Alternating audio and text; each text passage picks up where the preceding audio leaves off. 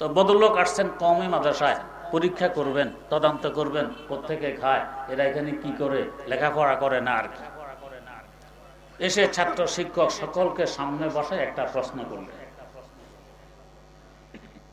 প্রশ্ন করলেন, আমি 12টা বাজে আমার অফিস থেকে রওনা হলাম, 3টা বাজে তোমাদের মাদ্রাসায় পৌঁছলাম, বলতো আমার বয়স কত? ক্লাস 3-তে একটি অঙ্ক আছে, পিতা ও পুত্রের বয়সের সমষ্টি 60 বছর। পিতার বয়স 40 হলে পুত্রের বয়স কত? বদলোক এমন একটি প্রশ্ন করলেন, আমি 12টা বাজে আমার অফিস থেকে রওনা হলাম, 3টা বাজে তোমাদের মাদ্রাসায় পৌঁছলাম, বলতো আমার বয়স কত? একজন তালেবুল ইলম দাঁড়ায় বলছে, স্যার আপনার বয়স 60 বছর। 60 বছর কি করে বুঝলি? জি জনাব, আমাদের বাড়িতে একজন আধা পাগল আছে, ওর বয়স 30 বছর। আপনি যে পুরা পাগল, তা আপনার 60 বছর।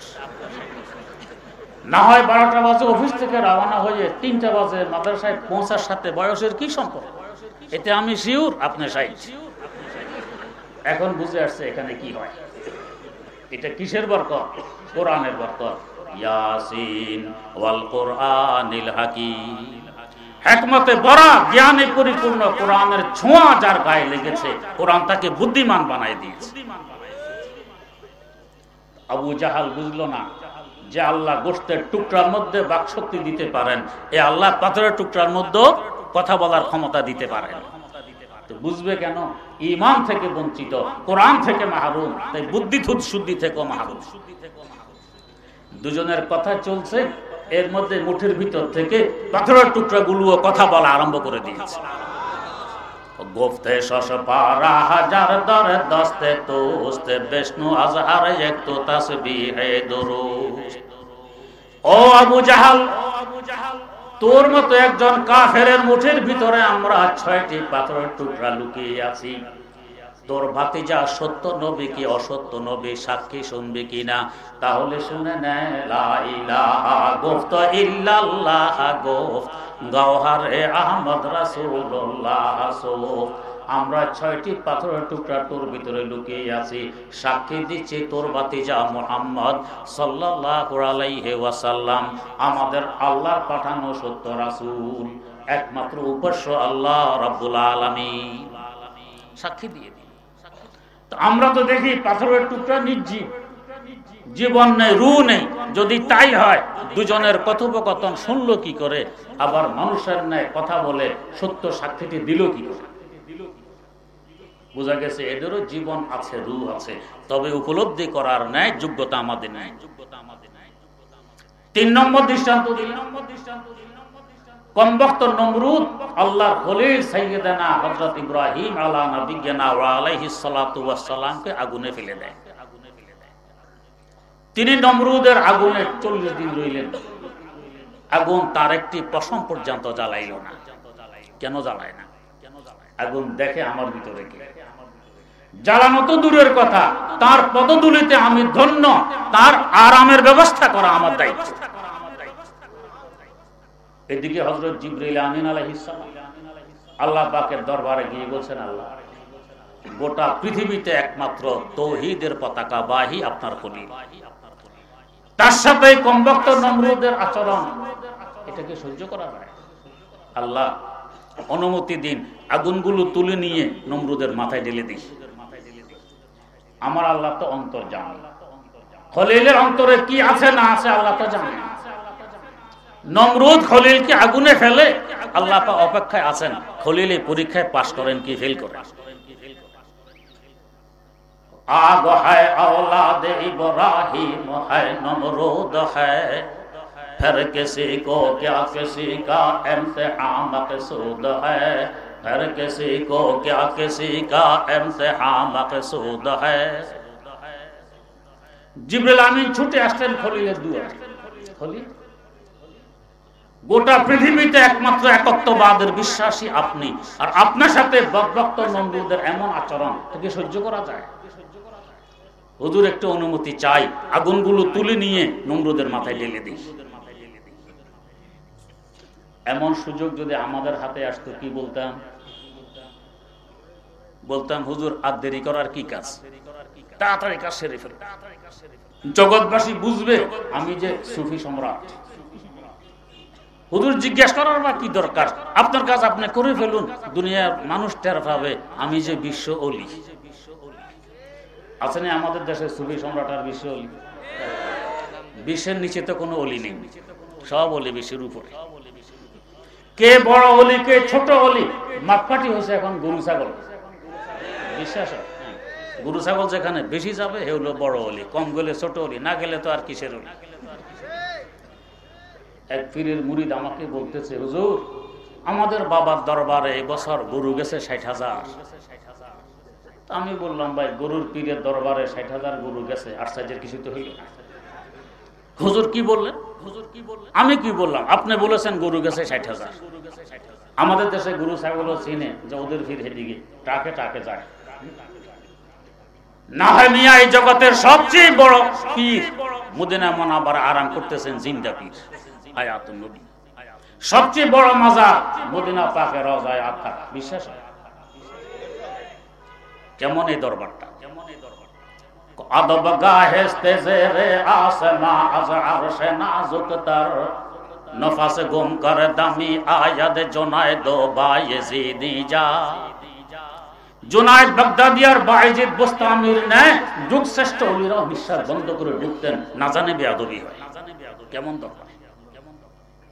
আমার দাদা উস্তাদ ইমামুল আসর শাহ আনোয়ার কাশ্মীরি রহমতুল্লাহ আলাইহির বাসায় পাকিজাত রাজ আরশে বরি জান্নাতে ফেরদাউস, পাকিজাত রাজ আরশে বরি জান্নাতে ফেরদাউস, আরাম গাহে পাক রসূলে আরবি হ্যায়, আরাম গাহে পাক রসূলে আরবি হ্যায়। आए ज़ाहिर बैते नबवी याद रहे ये, बेकार दया जंबिश लब्बे अदबी है। आहिस्ता कदम पस्त निगाह पस्त सदा हो, ख्वाबीदा यहाँ रूह रसूल अरबी है, ख्वाबीदा यहाँ रूह रसूल अरबी है। ओ मदीनार ज़ियारतकारी কোন দরবারে উপস্থিত হয়েছ তোমার কি জানা আছে? এই দরবারে যে মাটি মোবারকের সাথে আমার রাসূল সাল্লাল্লাহু আলাইহি ওয়াসাল্লামের দেহ মোবারক মিশে আছে, এই মাটিটার মূল্য তো আরশে আল্লাহ থেকেও বেশি। শুধু ইমামুল আসরের কথা নয়, শারহুস শিফা লিকাজি ইয়াজ খুলে দেখুন, আহলুস সুন্নাত ওয়াল জামাতের ঐক্যমত এই মাটির মূল্য আরশে আল্লাহ থেকেও বেশি। ওলামায়ে কেরাম বোঝেন আরশে আল্লাহ আমার আল্লাহর জন্য মাকান নয়, আমার আল্লাহ আরশে আল্লাহর জন্য মাকিন নন, কিন্তু এই মাটি আমার রাসূলের জন্য মাকান, আমার রাসূল এই মাটির জন্য মাকিন, তাই এই মাটির মূল্য আরশে আল্লাহ থেকেও বেশি। ও মদিনা জিয়ারতকারী, আস্তে আস্তে কদম ফেলবে, শব্দ সৃষ্টি হলে বেয়াদবি হবে, দৃষ্টি নিচের দিকে রাখবে, না হয় গোস্তাকি হবে, আস্তে আস্তে কথাবার্তা বলবে, না হয় বেয়াদবি হবে। আহেস্তা কদম পসতে নিগাহ পসতে সদা হো, আহেস্তা কদম পসতে নিগাহ পসতে সদা হো, খ্বাবিদা यहाँ रूह रसूल अरबी है। তোমার কি জানা আছে দো জাহানের বাদশা এখানে আরাম করতেছে? এই দরবারে কোটি কোটি মানুষ হাজিরি দেয় হজ এবং উমরায়, আমাদের দেশ থেকেও কয়েক লক্ষ মানুষ হাজিরি দেয়। কাউকে যাওয়ার সময় দেখেছেন একখানা মুরগির ঠ্যাং হাতে করে নিয়ে যেতে? তো সবচেয়ে বড় মাজারে বড় পীরের দরবারে মুরগির ঠ্যাং হাতে ওঠে না, তোমার বাবার দরবারে কেন 60,000 গরু যায়? বুঝা গেছে মদিনার দরবার আর তোমার বাবার দরবারে কোনো মিল নেই। মদিনার দরবারে গেলে ঈমান তাজা হয়, এখানে গেলে ঈমান হারা হয়। বিনা পুঁজির ব্যবসা। এক মুরিদ স্বপ্ন দেখতেছে তার আঙ্গুল দিয়ে গু বেরিয়ে আসতেছে, গু, আর তার পীরের আঙ্গুল দিয়ে মধু প্রবাহিত হচ্ছে। পাশাপাশি এও দেখতেছে এর গুওয়ালা আঙ্গুল পীরের মুখের ভিতরে, পীর শুধু গু খাইতেছে আর খাইতেছে। আর পীরের মধুওয়ালা আঙ্গুল মুরিদের মুখের ভিতরে, মুরিদ মধু চুষতেছে। স্বপ্ন দেখে দৌড়িয়ে গেছে বাবার দরবারে, গিয়ে বলছে, বাবা আপনাকে নিয়ে একটি আশ্চর্যতম স্বপ্ন দেখেছি, ব্যাখ্যা জানার জন্য এসেছি, মেহেরবানি করে ব্যাখ্যাটি বলে দিন। বাবা বলো কি স্বপ্ন? ও বাবা দেখলাম আমার আঙ্গুল দিয়ে শুধু গু বেরিয়ে আসতেছে, গু, আর আপনার আঙ্গুল মোবারক দিয়ে মধু প্রবাহিত হচ্ছে। অর্ধেক স্বপ্ন শোনা মাত্রই বাবার ব্যাখ্যা শুরু। মাশাআল্লাহ, বড় মোবারক স্বপ্ন, বড় বরকতময় খা, বরকতময় স্বপ্ন। আমি তো সুফি সম্রাট, বিশ্ব ওলি, আমার আঙ্গুল দিয়ে মধু বের হবে না তো কি হবে? তুমি গুনাহগার মুরিদ, তোমার আঙ্গুল দিয়ে গু বের হবে না তো শরবত বের হবে। মুরিদ বলছে, বাবা স্বপ্ন তো আরেকটু বাকি আছে, বলো তাড়াতাড়ি, এটা তো আরো বরকতময় হইতে পারে। ওই জি বাবা, হইতেও পারে, তাড়াতাড়ি বলো। বাবা দেখলাম আমার গুওয়ালা আঙ্গুল আপনার মুখের ভিতরে, শুধু গু খাইতেছে না খাইতেছে, আর আপনার মধুওয়ালা আঙ্গুল আমার মুখের ভিতরে, আমি মধু চুষতেছি। এখন বাবাই বলে, বেয়াদব, বাইরে এখান থেকে, উল্টা পাল্টা স্বপ্ন নিয়ে এখানে এসেছো। তো বাবা একটু আগে বললেন বরকতময় স্বপ্ন, এখন বেয়াদব হইল। আসলে স্বপ্ন সত্য ছিল। এই বেচারা তো গেছে বেহেশতের রাস্তা চিনতে, এই জন্য দেখে মধু চষে, এ তো বিনা পুঁজিতে ব্যবসায় নামছে, তাই দেখে গু খায়। কত বড় দোকান! ও নামাজ কালামের দরকার নেই, গায়েবী নামাজ যথেষ্ট, মনের পর্দা, আসল পর্দা কিছু লাগবে না। শুধু আমার দরবারে আসবা, গরু ছাগল নিয়া জবাই করে গিয়ে গুয়ে পাকাইবা, খাইবা, আমারও খাওয়াইবা, সোজা জান্নাতে যাবে। গায়েবী নামাজ, আল্লাহ মাফ করুন। এক পীরের মুরিদ আমাকে বলে, হুজুর আমাদের বাবা নামাজ পড়েন, তবে গায়েবী নামাজ পড়েন, কারণটা কি? হুজুর বোঝেন না, শয়তান সিজদা করতে করতে পুরো জমিন নাপাক বানাইয়ে ফেলছে। বাবা সিজদা দিলে কপাল নাপাক হবে না? বললাম কপালের চিন্তা, সিজদা দিলে কপাল নাপাক হবে, লম্ব হয়ে যে শুয়ে থাকে সারা শরীর নাপাক হয় না? তো শুলে নাপাক হয় না, শুধু কপাল দিলে, সিজদা দিলে কপাল নাপাক হয়। এই নাপাক জমিনের উৎপাদিত ফসল ফল ফলাদি খায়, নাপাক ফেটে ঢুকেছে, এটা সমস্যা হয় না? সমস্যা হয় না? গায়েবী নামাজ, আল্লাহ মাফ করে।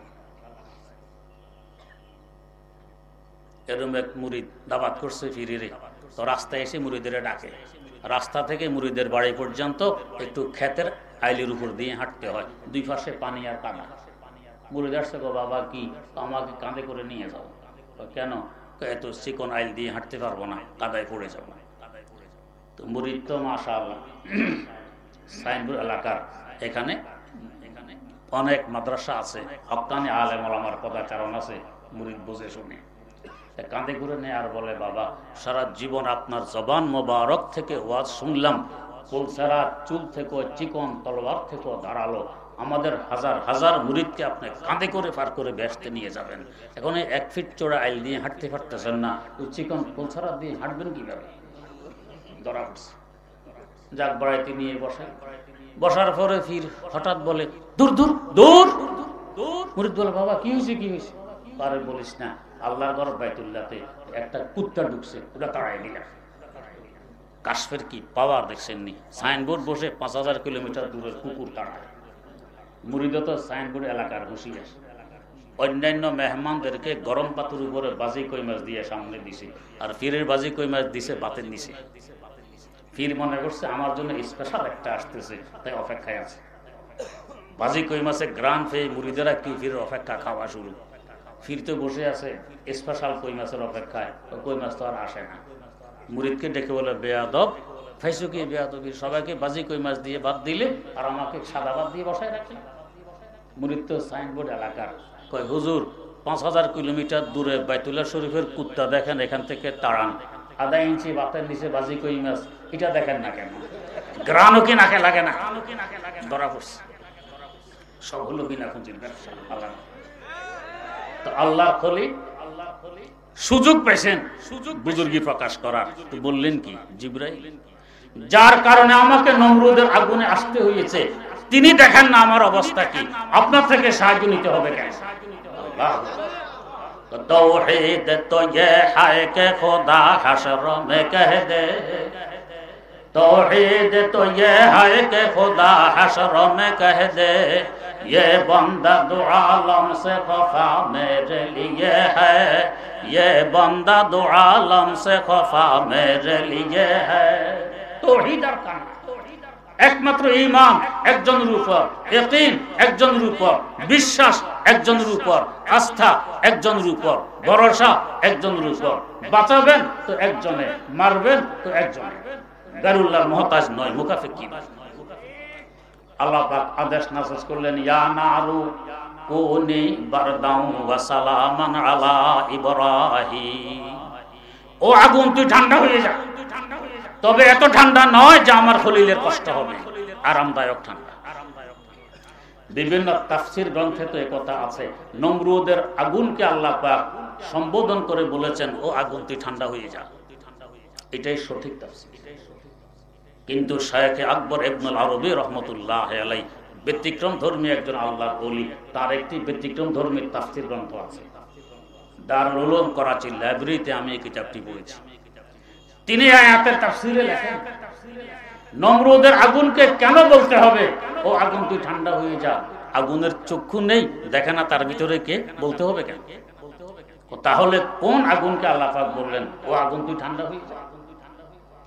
এর মূল রহস্য, আশিক যখন নির্জনে যায়, প্রেমিক যখন নির্জনে ঢোকে, তখন তার মন মানসিকতা রগ রেশায় প্রেমাস্পদ ছাড়া, মাসুক ছাড়া আর কিছু থাকার কথা না। আল্লাহর খলিল আগুনের ভিতরে কেমন নির্জন। আপনি অন্ধকার থেকে অন্ধকার কুঠুরিতে যদি ঢুকুন, মশা মাছি হলেও তো আছে, একেবারে নির্জন হয় না। আগুনের ভিতর মশা মাছিও নেই, কোনো পোকামাকড় নেই, আছেন একমাত্র খলিল। এই সময় খলিলের মন মানসিকতায় রগ রেশায় খলিলের মাসুক আল্লাহ রাব্বুল আলামিন ছাড়া আর কিছু থাকার কথা আছে? শায়খ আকবর বলেন, এই নির্জনের বরকতে খলিলের অন্তরে আমার আল্লাহর ইশকের আগুন, প্রেমের আগুন এমন ভাবে দাউ দাউ করে জ্বলে উঠেছে। আমার আল্লাহ তার প্রেমের আগুনকে লক্ষ্য করে আদেশ দিলেন, ও আমার খলিলের প্রেমের আগুন তুই একটু ঠান্ডা হয়ে যা। যদি তার প্রেমের আগুনকে ওই দিন আল্লাহ পাক আদেশ দিয়ে ঠান্ডা না করতেন, তার প্রেমের আগুনে পুরা জগৎবাসীকে প্রেমিক বানিয়ে জ্বালিয়ে পুড়িয়ে বর্ষ বানিয়ে দিত। আমরা হলো তো যুক্তি দিতাম, আল্লাহ একমাত্র একত্ববাদের বিশ্বাসী আমি, আমার সাথে তোমার দুশমন নমরুদের এই আচরণ, তুমি তামাশা দেখতেছ, এই নি তোমার বিচার। কিন্তু আশিকারা মযহাব মিল্লাত জুদাস্ত, আশিকারা মযহাব মিল্লাত খুদাস্ত। আশিকদের কাছে যুক্তি সব অচল। খলিল এখন যুক্তির ঊর্ধ্বে। খলিলের শান ছিল বেখতরে কুদে পড়া, আতিশে নমরুদ মেরেশকো। बेखतर कूद पड़ा आतिश नमरूद में रश्को, अक्ल है महवे तमाशा एलबे बाम अभी, अक्ल है महवे तमाशा एलबे बाम अभी।